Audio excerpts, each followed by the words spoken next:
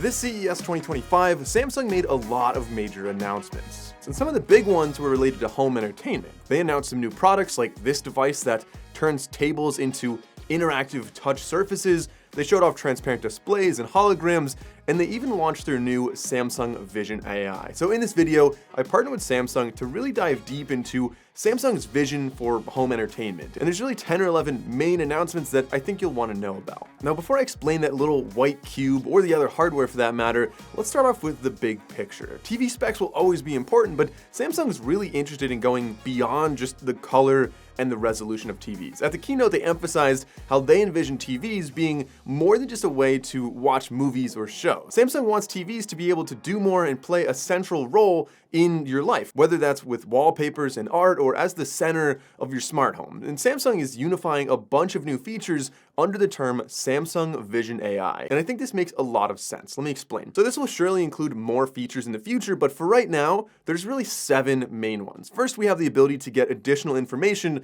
from actors or actresses in a show you're watching with one click of an AI button on your remote using a feature called Click to Search. Or of course, you could activate this as well as all the ones I'm going to talk about using Bixby as well. Or if you're watching something in another language and there are no subtitles available for your native language, you can use Live Translate to provide translated subtitles in real time using AI. I tried this demo and Samsung had it, and I have to say, it was really quite impressive. There were a number of languages to choose from, and the subtitles were easy to read, and they moved at a very comfortable pace. It felt like it was already part of the show, so I think that was really quite impressive. Thirdly, we have my personal favorite, which is called Universal Gestures. In essence, Universal Gestures allows you to use your Galaxy Watch to control your TV using some new gestures, like pinching to select, making a fist to go back, double fist to go back home.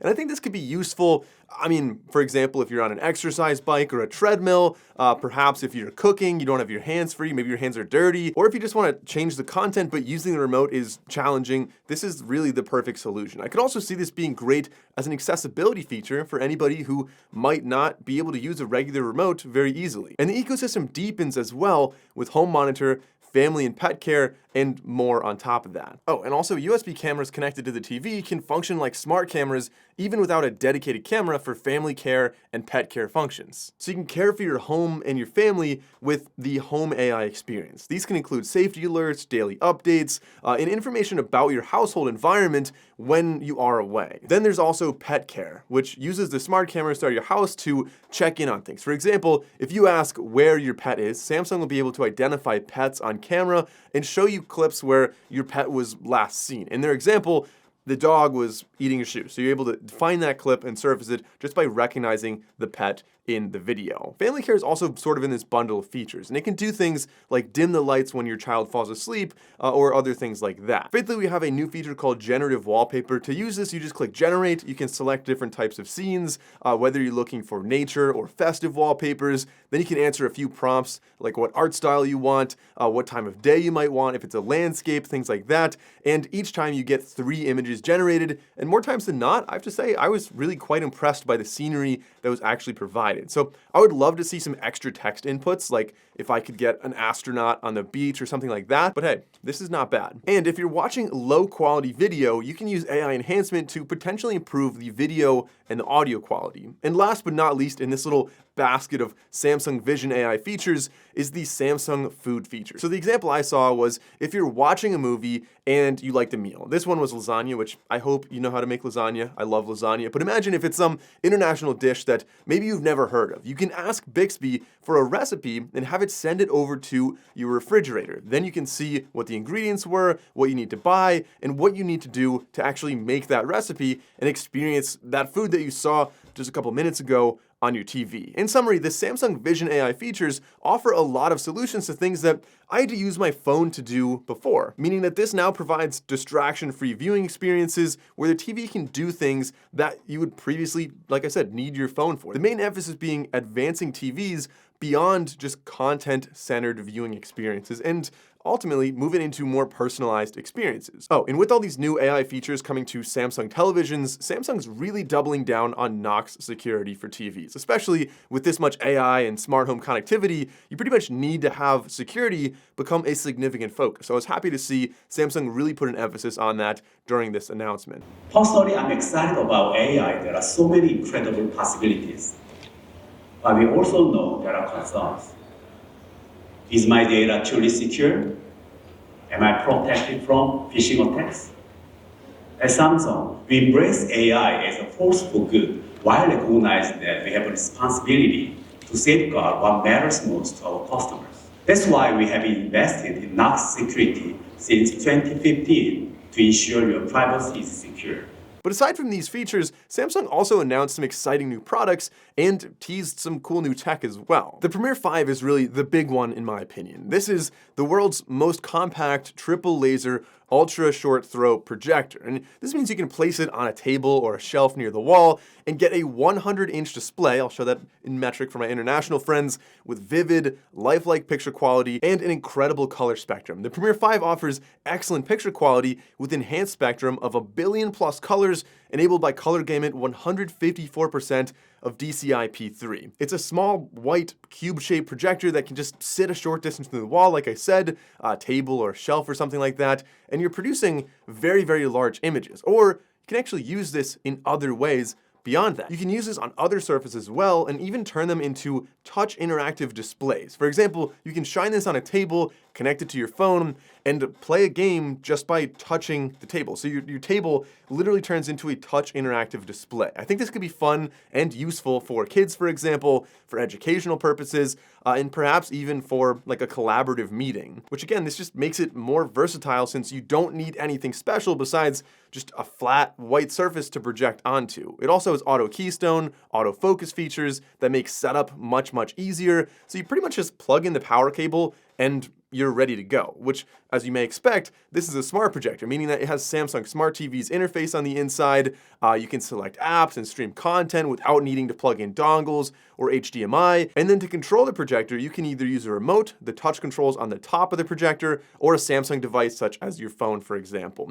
Or, of course, you could also control the Premier 5 using a voice assistant. Of course, this does have Bixby capabilities built into it as well. So when you aren't using it as a projector, another cool thing that I'm personally kind of excited about here is that you can also use it as a smart speaker, since, like I said, you don't have to plug anything else into this, meaning it already has speakers built in. In summary, this looks like just a little compact smart speaker, and while it certainly functions as a smart speaker, it also works as a projector for movie night or for game day, and of course as a device to convert surfaces into interactive touch displays. I've been thinking about ways to use this, and I know it's one of those things that once I have it in my house, I'll find a ton of use cases around for like the interactive display and different things like that. I think games are really the obvious one, but if you can think of any others, please leave a comment down below. Like, where would you use the interactive touch display portion of this? But the Premier 5 wasn't the only projector at Samsung's First Look 2025 event. They also had the Premier 8K, which, as you might expect, projects a massive an incredible 8K display,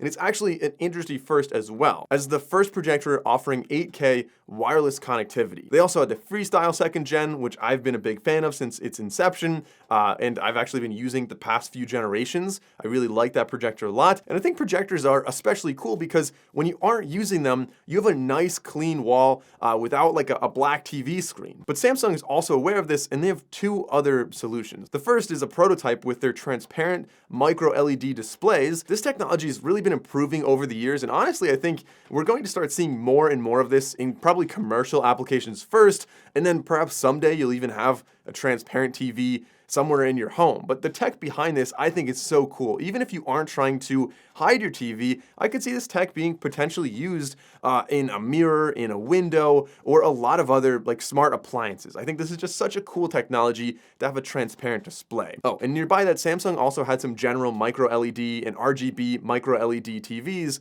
on display. And then the second display to just a black rectangle when your TV's not in use is, of course, to display art. In the past, we've seen slideshows and screensavers, which are all okay, but if you haven't seen a Samsung art display in person, like, let me tell you, it's not what you might expect. Somehow the colors, the brightness level, the matte display, they combine to not look like a TV and instead genuinely look like a canvas on your wall. Like, it really is quite impressive what they were able to do with that. And Samsung has an art store too, where you can check out lots of different art that you could use on your device. And Samsung also took things even further this year with the Frame Pro, which is using a Neo QLED display. And this year, Samsung's actually expanding the feature to Neo QLED TVs as well. So the Samsung Art Store is no longer just for the Frame and micro LED TVs. And to clarify, the Art Store has famous pieces from well-renowned art collections with a new partnership this year with Art Basel. I'm so proud to announce that Samsung is now the official global display partner for Art Basel.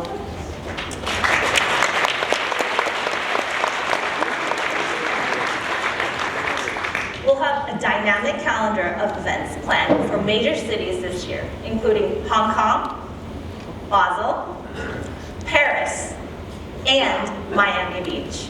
And speaking of the Neo QLED, Samsung had a ton of TVs on display, and the most impressive perhaps is the Neo QLED 8K. And near that, Samsung actually had a pretty sizable wall of their awards, as well as this impressive demo of a mirror collab they did that analyzes your skin and recommends solutions based on what it detects. So this could be like acne, wrinkles, dryness, whatever. I don't think the intent is going to be, of course, to replace your dermatologist, but much like how smartwatches make health and fitness more accessible from home, I think this kind of tech could help people live a healthier life and maybe surface something that they didn't know they had, and then they can go see a dermatologist, or otherwise just find things that would make their skin healthier. And even when the mirror and display is combined, the screen shows the information clearly. Oh, and this was almost impossible to film, but there was also this really impressive hologram. It looked like it was coming out of the wall from where I was standing, but unfortunately with a single camera on a 2D display, it does it absolutely no justice at all, but regardless, that type of tech always does impress me. Lastly, Samsung of course had some demos showcasing their Q Symphony technology